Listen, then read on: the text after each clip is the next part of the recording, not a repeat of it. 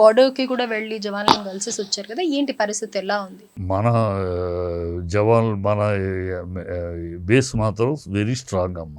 మనం ఎందుకంటే మనం ఒకళ్ళ మీద దూకుడుకు మనం వెళ్ళాం, మన నైజమే మంది, మన మీదకి వస్తే వదిలిపెట్టాం, మనంగా ఒకళ్ళ పెట్టడానికి వెళ్ళాం. ఆ పొజిషన్ అప్రమత్తంగా ఉంది. అలాంటి మనకు ఇవాళ ఉన్న పవర్ఫుల్ కంట్రీ ఇవాళ ఆయుధ సామాగ్రిలో మనం చాలా పవర్ఫుల్గా ఉన్నాం. ఇవాళ మన బ్రహ్మోస్ వదిలేదాకా వాళ్ళ ఎవరికి తెలియదు బ్రహ్మోస్ పవర్ ఏంటని. మరి న్యూక్లియర్ మేము మా దగ్గర ఉంది, మేము ఇప్పుడు ఆ బూచి చూపిస్తున్నారు ఇప్పుడు వాళ్ళు చేసి. దానికంటే పవర్ఫుల్ అంటారా న్యూక్లియర్ కంటే? పవర్ఫుల్ న్యూక్లియర్ బేస్డ్ కూడా చాలా చెదురు చేయగలదు బ్రహ్మోస్. అంత పవర్ఫుల్ అంత ఉంది. ఇంకా ఉన్నాయి, ఇది కాకుండా ఇంకా చాలా ఉన్నాయి. S-400 చాలా ఉన్నాయి. మనం వాడింది ఇంతవరకు వాడింది చాలా తక్కువ, చాలా లిమిటెడ్గా వాడాం. దానికే బెంబేలు అయిపోయారు. మన దగ్గర ఉన్న ఆయుధ సామాగ్రి పవర్ఫుల్ ఆయుధ సామాగ్రి వాడంటే అసలు బూడిదైపోతుంది పాకిస్తాన్. వాళ్ళే అది అడుక్కు తినే దేశం. దానికి అసలు ఎంత భారతీయులందరూ ఒక్కసారి కాండ్రించి ఉమ్మూస్తే ఆ ఉమ్ములో కొట్టుకుపోద్ది ఆ దేశం. అదొక దేశము. దానికి కాకపోతే ఏంటంటే ఇంటర్నేషనల్గా వాళ్ళు మన సరిహద్దు దేశం కనుక, మనం ఏంటంటే ఎంత విరోధి అయినా సరిహద్దు దేశం కనుక మనం కొంచెం సంయమనం పాటిస్తున్నాం. సంయమనం పాటించాల్సిన బాధ్యత ఉంటుంది ఏ దేశానికైనా. సంయమనం పాటిస్తున్నాం. ఆ సమయానికి ఓర్పు హద్దు ఉంటుంది. వాళ్ళ హద్దు రేఖలు చెరిపేస్తున్నారు. వాళ్ళ కర్మ. వాళ్ళ కనుక బుద్ధి జ్ఞానం ఉంటే వాళ్ళ ప్రజల మీద, వాళ్ళ దేశం మీద వాళ్ళకి ఏమన్నా ఉంటే బుద్ధిగా అసఫ్ సయ్యద్ని, ఆజర్ని అప్పచెప్పేసేసి వాళ్ళ మిగతా టెర్రరిస్ట్ క్యాంప్స్ మనం ఐడెంటిఫై ఆధారాలతో చూపించాం. అవన్నీ వాళ్ళు క్లియర్ చేసి POK మీకు ఇచ్చేస్తున్నాం, మా పని మేము చూసుకుంటాం, మీ పని అని వస్తే, లేదనుకోండి విల్ గో అటాక్. మనం అందుకనే క్లియర్గా చెప్పేస్తాం, ఎవరి మీడియేషన్ కూడా వద్దండి. సో డెఫినెట్గా విల్ గో అండ్ అటాక్. ఇవాళ చర్చలు అందుకనే పొద్దునే జరగాల్సింది. వాళ్ళు ఇవన్నీ ఆలోచించుకుంటారు. ఇవన్నీ ఆలోచించుకుని ఎట్లా చేయాలి, ఏం చేయాలి, ఏ రకంగా. వాళ్ళు ఏంటంటే మనలాగా స్ట్రైట్ ఫార్వర్డ్గా ఉండదమ్మా. అన్ని దొంగ మాటలు.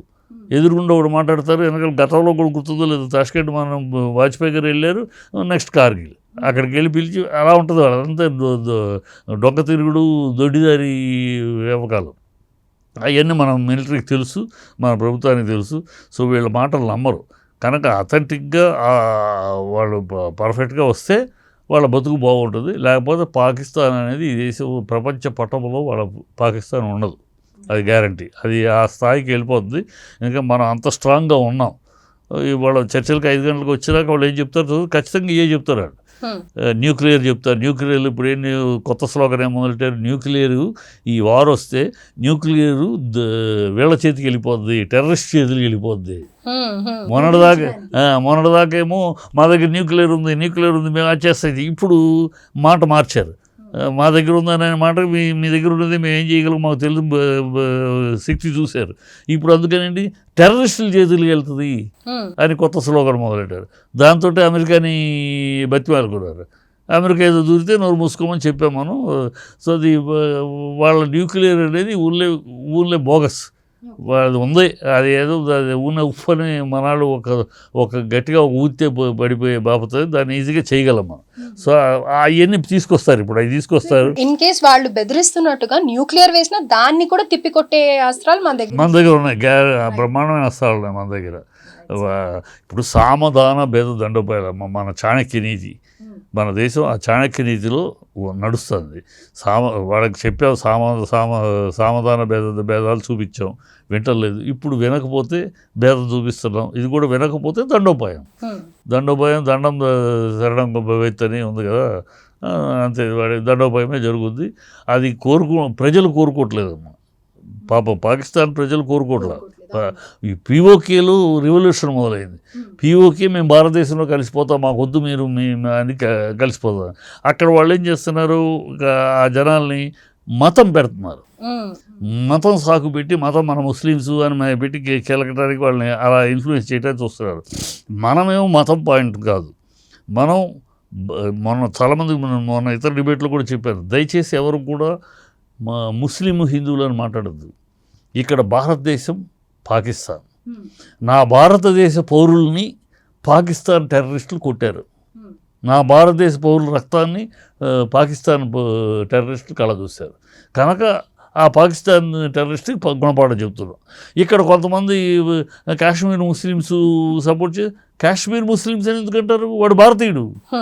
నా భారతీయుడికి అన్యాయం చేసి కూడా మరో భారతీయుడు సహాయపడ్డాడు అంతే. అక్కడ అలా చూడండి, హిందూకి ముస్లిం అనే మాట మాట్లాడకండి. వాడి దేశంలో కన్నా పాకిస్తాన్లో ముస్లిం కన్నా మన దేశంలో ఎక్కువ మంది ముస్లిమ్స్ ఉన్నారు. వాడు 18 కోట్లు ఉంటే మనకి 20 కోట్లు ఉన్నారు. సో ముస్లిమ్స్ అని భారతీయులు పాకిస్తానీయులు. మన భారతీయులు దెబ్బ కొట్టారు, మనం పాకిస్తానీయులు దెబ్బ కొడుతున్నాం. అలాగే మాట్లాడాలి. ముస్లిం హిందువులు మాట్లాడకండి. వాడు అన్నాడు కదా, మీరు హిందువుల ప్యాంట్ తీయండి అన్నాడు. వాడు ఏదో మాట్లాడాడు, మనం ఎందుకు మాట్లాడాలి? మనం భారతీయులుగా మాట్లాడదాం. నా భారత ప్రజలకి రక్తం కళ్ళ చూసాడు ఆ పాకిస్తానీయుడు, వాడు అంతూ చూస్తాం అంతే. ఆ లెక్కలో మాట్లాడు. అదే ఆ లెక్కలోనే ప్రభుత్వం చూస్తుంది, ఆ లెక్కలోనే మిలిటరీ కూడా చూస్తుంది అనుకో. మిగతా జనాలు పిచ్చివాగుడు అవుతూ ఉంటారు. కొంతమంది అలా మాట్లాడుతున్నా కానీ అటు పాకిస్తాన్లో ప్రజలు కానీ ఇటు ఇండియాలో కానీ అంత సద్దుమడిగి ప్రశాంతంగా ఉండాలని కోరుకుంటున్నారు అందరూ. వాళ్ళు కోరుకున్నారు. అందుకని పాకిస్తాన్ వాళ్ళు మనకి పిఓకే వల్ల వచ్చే ప్రయోజనం ఏంటి? చైనా బుద్ధకిస్తుందంటే చైనా అక్కడ నమాజ్ కూడా చేసుకునేవారు ముస్లిమ్స్ని. చైనాలో నమాజ్ కూడా చేసుకునేవారు. వాళ్ళ అవసరానికి కోరుకుంటున్నారు. మనకేం ప్రయోజనం? మనం హ్యాపీగా వాళ్ళకి అప్పచెప్పేసి మనం ఉంటే హ్యాపీగా ఉండొచ్చు కదా. పక్క దేశాలు ఒకరికొకరు సహకరించుకొని బాగుండొచ్చు కదా, మనకెందుకు అని అక్కడ ప్రజలు. అందుకని పిఓకల్లో రివోల్ట్ మొదలైంది. మాకు భారతదేశంతో కలిసిపోతాము అని మొదలైంది. వాళ్ళు ఎక్కడ ఏడుస్తున్నారంటే 370 ఆర్టికల్ తీసేసినాక అక్కడ ప్రభుత్వం ఏర్పడింది, ఎన్నికలు జరిగినాయి, థియేటర్స్ ఓపెన్ అయినాయి, టూరిజం వ్యవస్థగా పెరిగింది, విపరీతంగా పెరిగింది, ఇన్స్టిట్యూషన్స్ ఎడ్యుకేషన్ ఇన్స్టిట్యూషన్స్ స్టార్ట్ అయినాయి. సో నార్మల్ జీవితం త్రవంతిలోకి కలిసిపోయింది. సో వాళ్ళు చాలా ఆనందంగా ఉన్నారు కాశ్మీర్ ప్రజలు. అబ్బా మనం రెగ్యులర్ అన్ని భారతదేశంలో అందరూ ఉన్నట్టు మనం హ్యాపీగా వెళ్తున్నాం. ఇది కన్ను కొడుతుంది ఈ టెర్రరిస్టులకి. వీళ్ళకి ఈ టెర్రరిస్టులకి ఈ కన్ను. అదిగో దానికి కూడా కాశ్మీర్లో ఉన్నారు ఆ దరిద్రులు అబ్దుల్లా, వాడు ఆ అమ్మాయి ముఫ్తీ. వాళ్ళు మాట్లాడే మాటలు ముఫ్తీ మాట్లాడితే బుద్ధి లేకుండాను. ఈ దేశంలో పుడతారు, ఈ దేశంలో పెరుగుతారు, ఈ దేశంలో తింటారు, ఈ దేశంలో ఉంటారు, పాకిస్తాన్ మాట్లాడతారు. దౌర్భాగ్యులు, మన దేశంలో ఉన్న దౌర్భాగ్యులు. మన దేశానికి అమ్మైపోయి వారులో ఒక విషయం మనకేంటంటే, మన దేశానికి శత్రువులుగా ఉన్న ఇతర దేశాల కంటే కదా, పాకిస్తాన్ చైనా కంటే కూడా మన ఇంటర్నల్ శత్రువులు ఎక్కువ. మన దేశంలో ఇంటర్నల్ శత్రువులు ఏమిటి? ఆ ఇంటర్నల్ శత్రువులు ఎవరిని అడిగితే, ఇప్పుడు ఈ టెర్రరిస్టులు వచ్చారు, కాశ్మీర్కి వెళ్ళి కాల్చారు. ఎక్కడి నుంచి వచ్చారు వాళ్ళు? పాకిస్తాన్ నుంచి బంగ్లాదేశ్ వచ్చి, బంగ్లాదేశ్ నుంచి వెస్ట్ బెంగాల్కి వచ్చి, వెస్ట్ బెంగాల్లో వచ్చారు. ఎట్లా వచ్చారు? పాకిస్తాన్ నుంచి బంగ్లాదేశ్ కోసం బంగ్లాదేశ్ దొడ్డిదారున అక్రమంగా ప్రవేశించారు.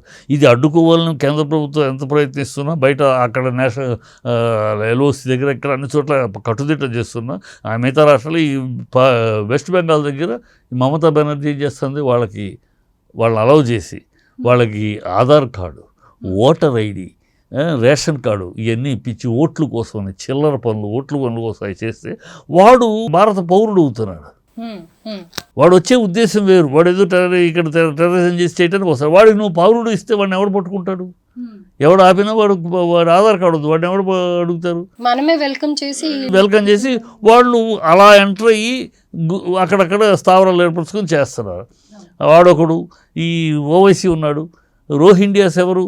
రోహింగ్యాస్ మయన్మార్లో తరిమేస్తే, చైనా తలుపులకు మూసేస్తే, పాకిస్తాన్ అమ్మో చేతులకి దండం పెట్టేసి మీరు వద్దు బాబు మిమ్మల్ని భరించలే, మీరు అతివాదులు మిమ్మల్ని భరించలేస్తే, బంగ్లాదేశ్ హసీనా కొన్ని రోజులు 6 నెలలు అవకాశం ఇచ్చింది.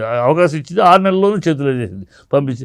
అలాంటి వాళ్ళు భారతదేశంలోకి చొచ్చుకుని వెస్ట్ బెంగాల్కి రావటం, వాళ్ళకి ఆధార్ ఇవ్వటం, దానికి ఓవైసీ గాడు నేను వాళ్ళకి ఆర్థిక సహాయము, లీగల్ సహాయము చేస్తానని వాళ్ళకి హైదరాబాద్, అదేమిటి హైదరాబాద్లో ఉన్నారు పట్టుకుంటే వాళ్ళు ఎవరంటే వెస్ట్ బెంగాల్ నుంచి వచ్చిన వలసదారులు అంటాడు.